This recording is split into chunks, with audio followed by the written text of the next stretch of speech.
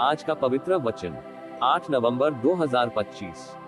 परमेश्वर ने मूसा से कहा, तुम क्यों चिंता करते हो? मैं तुम्हारे साथ हूँ, तुम्हारे हर मनोकामना को पूर्ण करूंगा। इसलिए तू हमारे वचन के अनुसार चलो।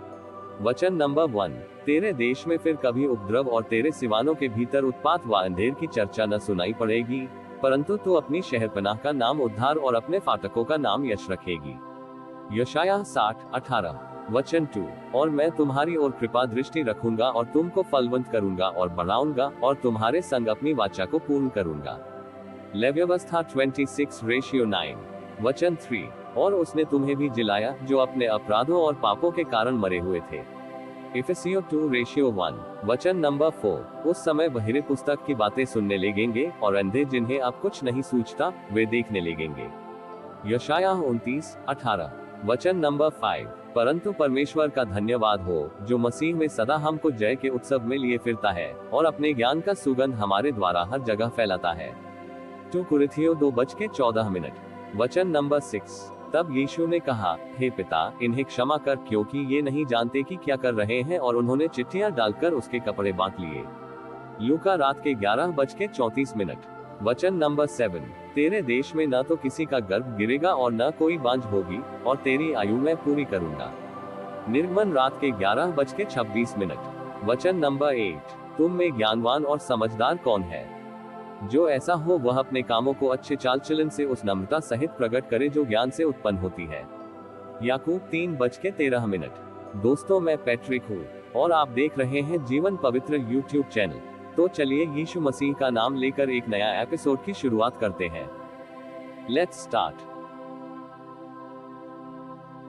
जब तू अपने शत्रुओं से युद्ध करने को जाए और घोड़े, रथ और अपने से अधिक सेना को देखे, तब उनसे न डरना। तेरा परमेश्वर यहोवा जो तुझको मिस्र देश से निकाल ले आया है वह तेरे संग है। और जब तुम युद्ध करने को शत्रुओं के निकट जाओ, तब याजक सेना के पास आकर कहे, हे इस्राएलियों सुनो, आज तुम अपने शत्रुओं से युद्ध करने को निकट आए हो। तुम्हारा मन कच्चा ना हो, तुम मत डरो और न थरथराओ और न उनके सामने भय खाओ, क्योंकि तुम्हारा परमेश्वर यहोवा तुम्हारे शत्रुओं से युद्ध करने और तुम्हें बचाने के लिए तुम्हारे संग चलता है।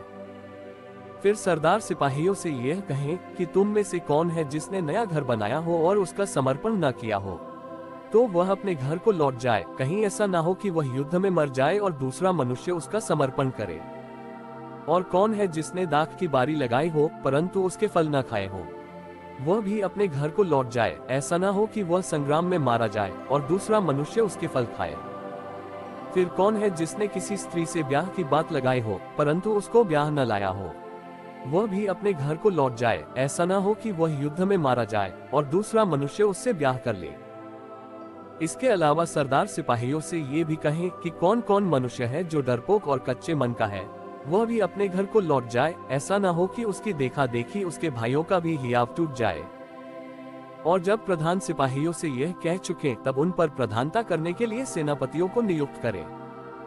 जब तू किसी नगर से युद्ध करने को उनके निकट जाए, तब पहले उससे संधि करने का समाचार दे।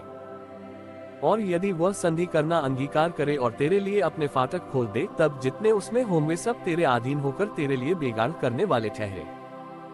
परंतु यदि वे तुझसे संधि न करें परंतु तुझसे लड़ना चाहें, तो तू उस नगर को घेर लेना।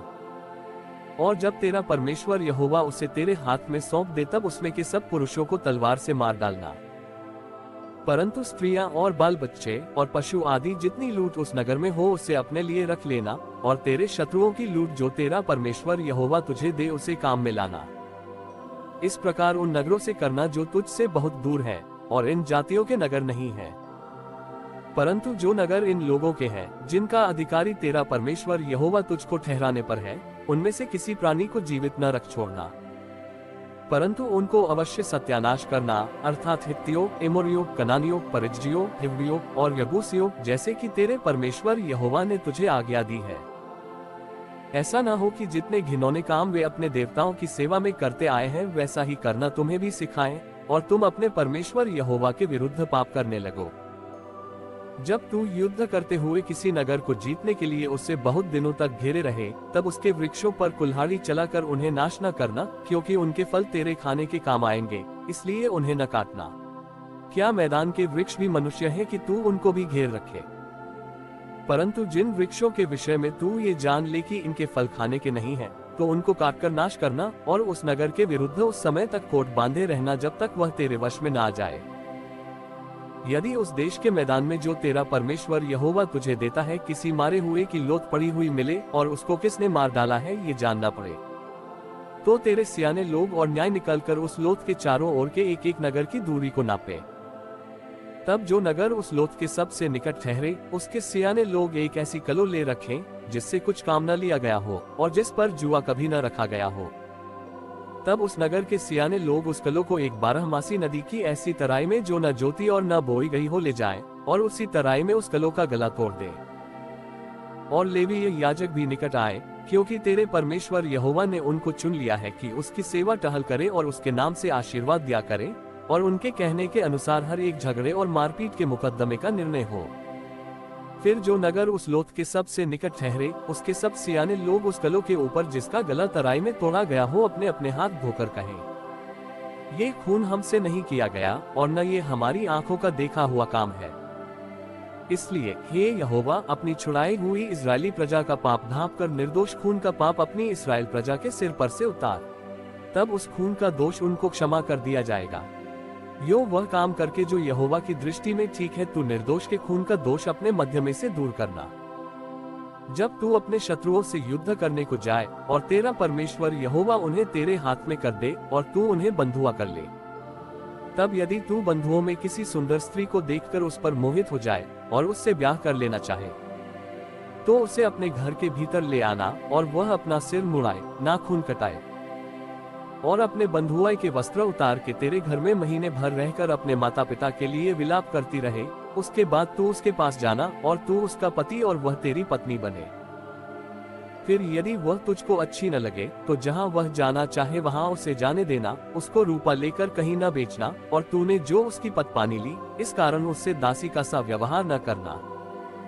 यदि किसी पुरुष की 2 पत्नियां हो और उससे एक प्रिय और दूसरी अप्रिय हो, और प्रिय और अप्रिय दोनों स्त्रियां बेटे जने, परंतु जेठा अप्रिय का हो, तो जब वह अपने पुत्रों को संपत्ति का बंटवारा करे, तब यदि अप्रिय का बेटा जो सचमुच जेठा है यदि जीवित हो, तो वह प्रिया के बेटे को जेठांश न दे सकेगा। वह ये जानकर कि अप्रिय का बेटा मेरे पौरुष का पहला फल है और जेठे का अधिकार उसी का है, उसी को अपनी सारी संपत्ति में से 2 भाग देकर जेठांसी माने।